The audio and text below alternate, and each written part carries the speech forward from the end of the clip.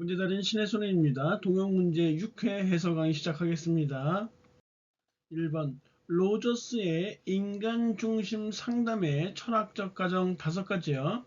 첫 번째, 개인은 가치를 지닌 유일한 존재이다. 두 번째, 개인은 적극적인 성장력을 지닌 존재이다. 세 번째, 개인은 선하고 이성적이며 믿을 수 있는 존재이다. 네 번째, 개인은 훌륭한 사람이 되는데 유용한 자원을 가지고 있다. 다섯 번째, 개인은 의사결정과 장래 선택의 권리를 가지고 있다. 여섯 번째, 개인은 주관적 생활에 초점을 두어야 한다 해서 우리가 가성선, 유의주 이런 식으로 키워드를 잡아봤어요.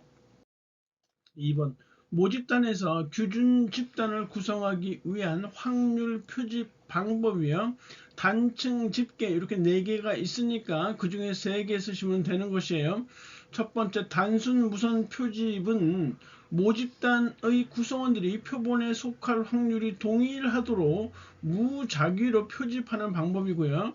두 번째, 층화 표집은 모집단이 규모가 다른 몇 개의 이질적인 하위 집단으로 구성되어 있을 때 사용하는 방법이에요. 집락 표집은 모집단을 서로 동질적인 하위 집단으로 구분하여 집단 자체를 표집하는 방법이다. 계층 표집은 모집단의 구성 요소에 대해서 일정 순서에 따라 매 K번째 요소를 추출하는 방법이 계층 표집이에요. 3번 고트프레드슨의 직업과 관련된 개인 발달의 4단계를 쓰고 각각에 대해 설명하시오. 심성 사례라고 했었어요. 첫 번째, 심과 크기 지향성, 사고 과정이 구체화되며 어른이 된다는 것의 의미를 알게 된다. 두 번째, 성역할 지향성, 자아 개념이 성의 발달에 의해서 영향을 받게 된다. 세 번째, 사회적 가치 지향성, 사회적 가치를 인지하면서 상황 속 자아를 인식하게 된다.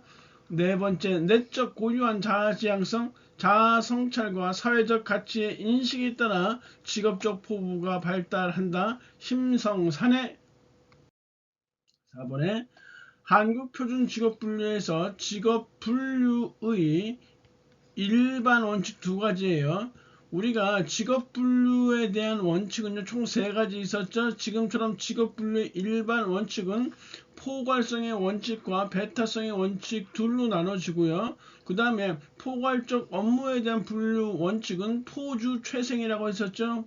그리고 마지막 3번째는 다수 직업 종사자의 분류 원칙이요. 다취수조라고 했었어요. 일단 여기서는 직업 분류의 일반 원칙이에요. 포괄성의 원칙은 모든 직무는 어떤 수준에서든지 분류에 포괄되어야 한다는 것이에요. 다시 말해서 우리나라에 있는 모든 직무는 분류에 다 들어가야 된다는 얘기고요. 배타성의 원칙은 동일하거나 유사한 직무는 같은 단위 직업으로 분류되어야 한다. 이렇게 쓰시면 되네요. 5번 진로 개발을 평가하는 데 사용되는 방법으로 진로 결정 척도 CDS가 있다. 이 방법 외에 진로 개발을 평가할 때 사용될 수 있는 검사 3가지요. 일단 4가지 알아두시면 돼요. 총 5가지가 있어요. 이 CDS를 포함해서. 첫 번째, 진로 성숙도 검사 CMI, 진로 발달 검사 CDI, 자기 직업 상황 MBS, 그리고 진로 신념 검사 CBI가 있으니까 이 중에서 3개 쓰시면 되겠죠.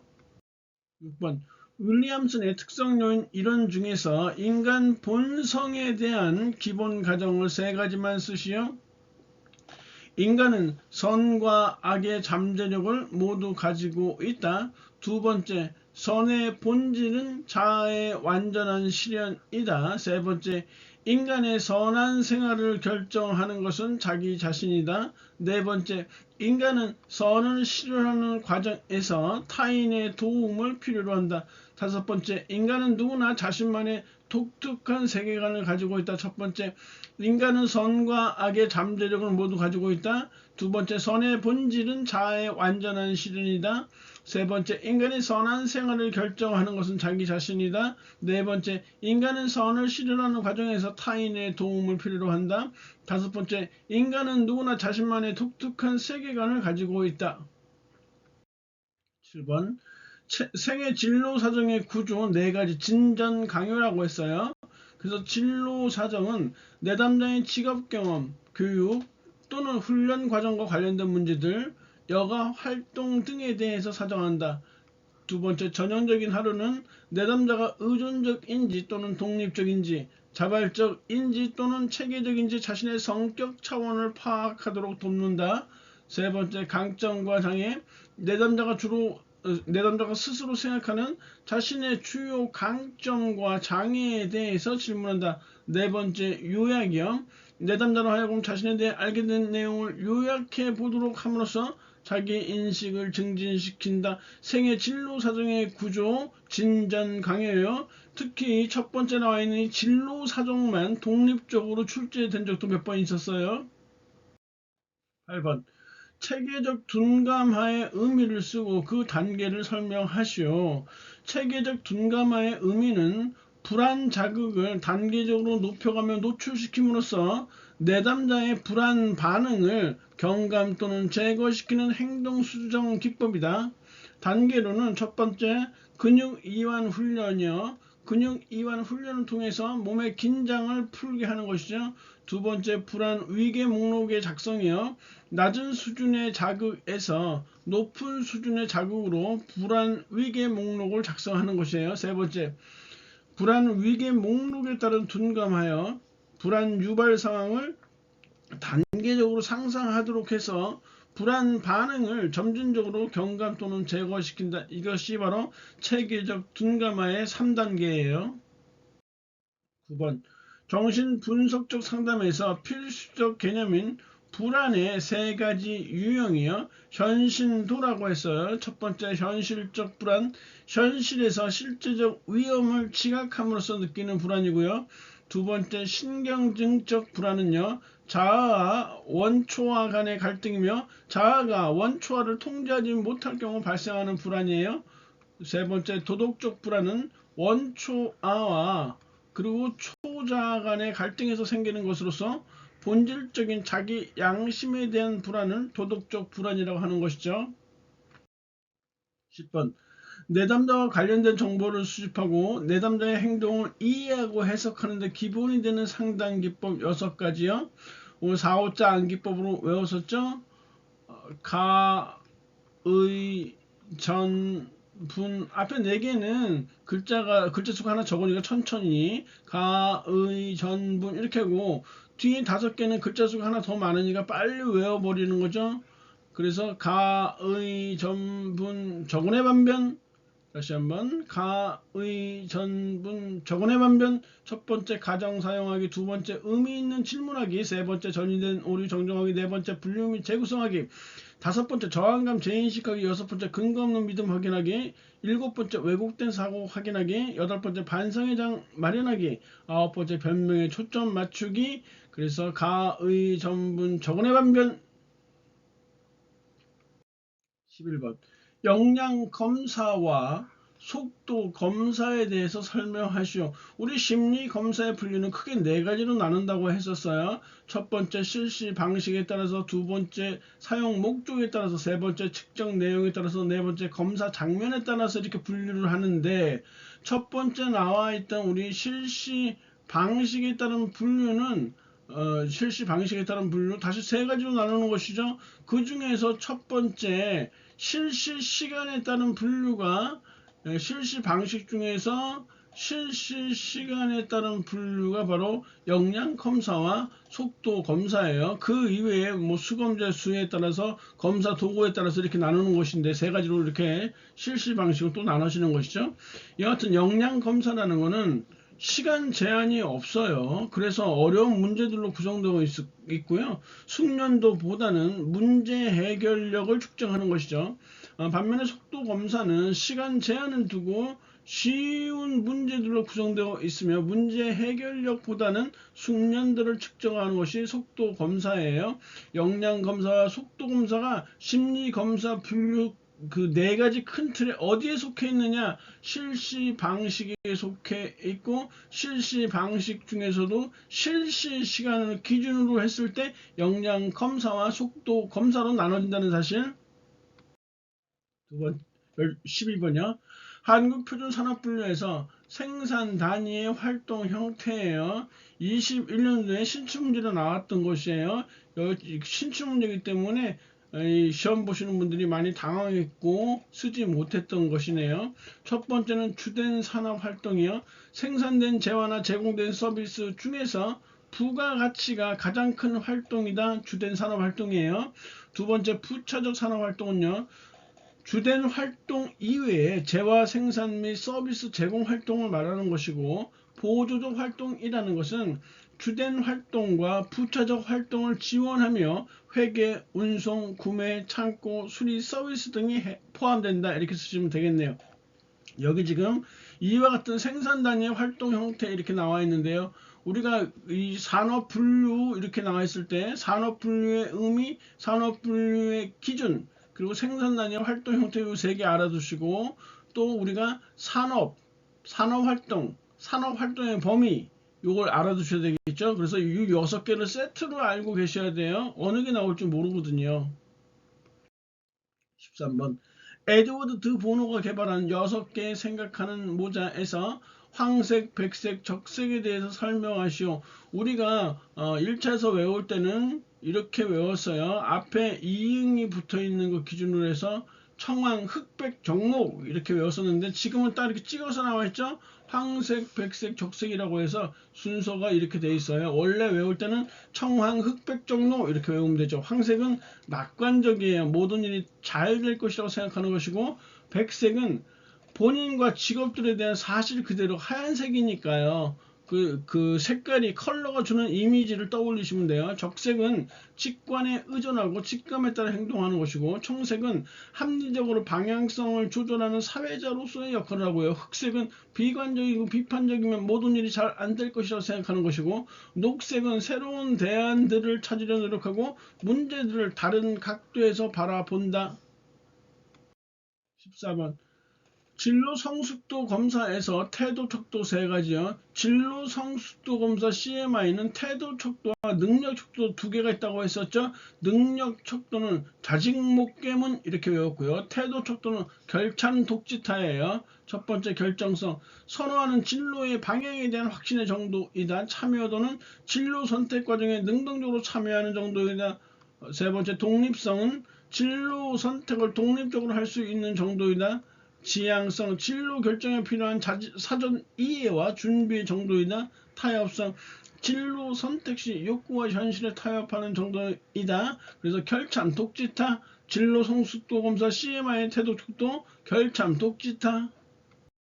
15번 한국표준산업분류에서 통계 단위의 산업을 결정하는 방법, 생존 계유단 이렇게 외웠죠. 첫 번째 생산 단위의 산업활동은 그 생산 단위가 수행하는 주된 산업활동의 종류에 따라서 결정된다. 두 번째, 해당 활동의 종업원수 및 노동시간, 임금 또는 설비의 정도에 의하여 결정한다. 세 번째, 계절에 따라 정기적으로 산업을 달리하는 사업체는 조사 대상 기간 중 산출액이 많았던 활동에 의해 분류된다. 네 번째, 휴업 중 또는 자산을 청산 중인 사업체의 산업은 영업 중 또는 청산을 시작하기 이전의 산업활동에 의하여 결정한다. 다섯 번째, 단위는 사업체의 보조 단위는 그 사업체의 일개 부서로 포함한다. 그래서 생존 계유단, 산업 결정 방법, 생존 계유단 이렇게 외우셔야 되고요.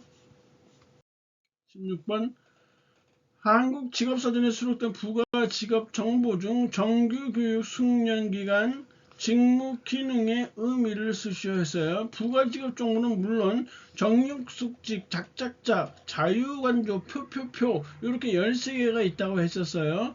그 중에서 정규교육은 해당 직업의 직무를 수행하는 데 필요한 일반적인 정규교육 수준을 의미하는 것으로 해당 직업 종사자의 평균 학력을 나타내는 것은 아니에요.